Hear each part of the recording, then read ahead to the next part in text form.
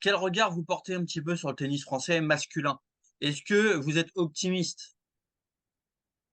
Oui, je suis optimiste et je suis quand même toujours optimiste parce que, ce serait je presque faire injure à ces hommes et ces femmes qui, tout au long de l'année, dans les clubs, dans les centres de ligue, dans nos centres nationaux, se lèvent et partent avec des jeunes garçons, des jeunes filles pour les faire travailler, leur faire répéter des gammes et heu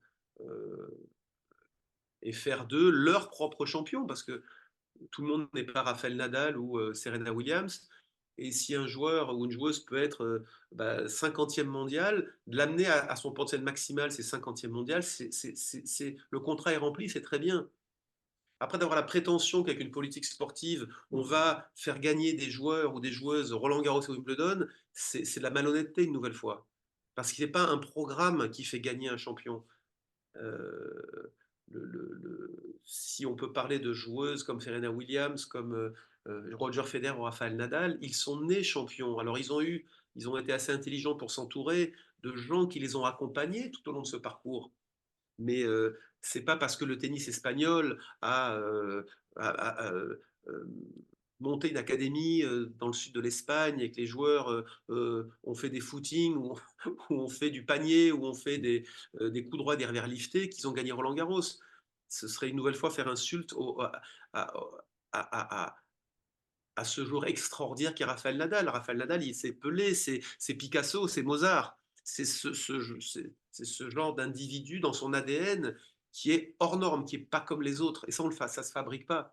Donc, je pense qu'une fédération aujourd'hui a pour rôle d'encourager les jeunes à jouer, à les accompagner le plus longtemps possible, probablement jusqu'à leurs 18 ans, à partir du moment où ils sont autonomes financièrement pour à ce moment-là avoir une structure autour d'eux qui leur permette de passer le cap supplémentaire.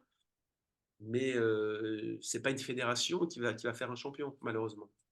Et là, donc, vous parlez de l'importance de l'entourage. On a vu une décision forte en ce qui concerne Arthur Fils, Sergi Bruguera, Sébastien Grosjean autour de lui. Ça vous inspire quoi? Bah, tous les deux sont des garçons qui aiment profondément le tennis, qui vont amener tout leur savoir, toute leur passion, leur expérience à Arthur, qui est une pierre précieuse aujourd'hui dont on est en train de tailler les facettes. Parce que je peux vous dire que son entourage n'ambitionne pas pour Arthur d'être juste 10e mondial. En plus, c'est un garçon qui a beaucoup de talent, qui a des qualités physiques hors normes. Et quand on regarde aujourd'hui Nadal, Federer et Djokovic, c'était probablement les meilleurs athlètes du circuit, les plus puissants, les plus endurants, les plus rapides, les plus tenaces, les plus forts mentalement aussi, avec des styles de jeu totalement différents. Donc, la manière dont je pense Arthur va s'entourer aujourd'hui et va continuer de progresser, elle est très très très importante. On espère qu'on lui souhaite qu'en cours de route, il ne va pas se perdre dans dans toutes les fois les dérives ou les excès que la vie d'un sportif professionnel peut apporter. Des fois, c'est perturbant quand on est très jeune. Euh, mais avec son équipe, je pense qu'il est bien encadré. Et Sébastien et Sergi connaissent bien tous les excès et tous les faux pas à ne pas commettre. Donc ils vont l'accompagner et le faire progresser. Après, pour en revenir à des considérations beaucoup plus techniques et précises, j'ai toujours été étonné, Dieu sait si j'ai côtoyé des joueurs qui étaient en équipe de France hein, pendant presque 15 ans, des joueurs que je retrouvais en début de saison hein, à l'Open d'Australie, parce que j'allais chaque année en Australie pour voir un petit peu les forces de mes joueurs et lequel j'allais pouvoir sélectionner. Au-delà du classement et des résultats, de voir que malheureusement certains parfois revenaient l'année suivante avec les mêmes lacunes et un jeu qui n'avait pas évolué. Et je me suis toujours dit, c'est embêtant parce que ce sont des jeunes joueurs qui ont un assez fort potentiel. Il y a certains aspects du jeu qui, non pas qu'ils n'ont pas progressé parce qu'ils sont mauvais, ils n'ont pas progressé parce qu'ils ne les ont pas travaillés.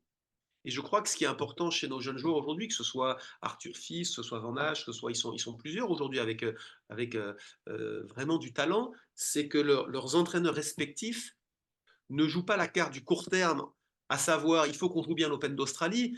On est en train de construire un joueur à un jour être peut-être numéro un mondial, ce que fait d'ailleurs Yannick Sinner depuis 2-3 ans, ce qu'a fait Alcaraz depuis plusieurs années avec Juan Carlos Ferrero.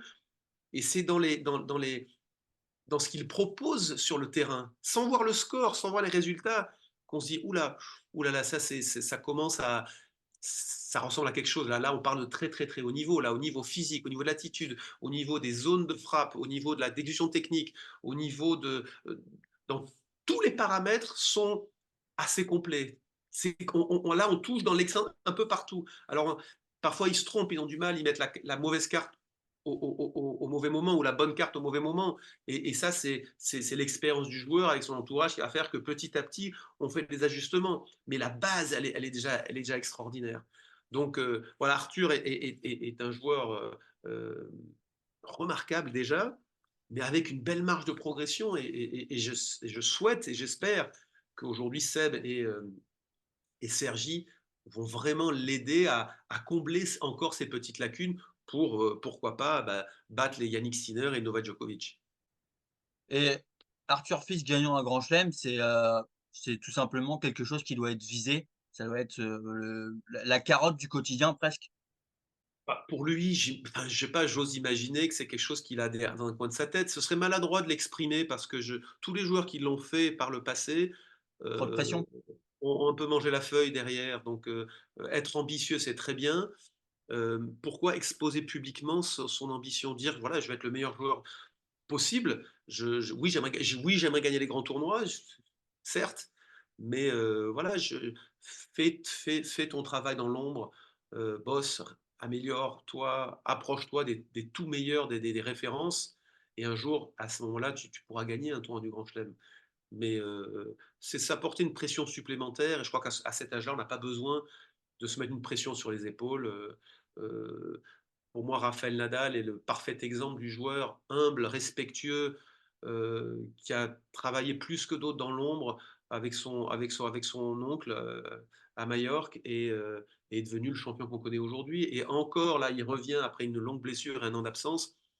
Et je suis convaincu qu'il aborde sa préparation avec la même rigueur et le même enthousiasme qu'il avait lorsqu'il avait 16 ans et qu'il a joué ses premiers tournois ATP.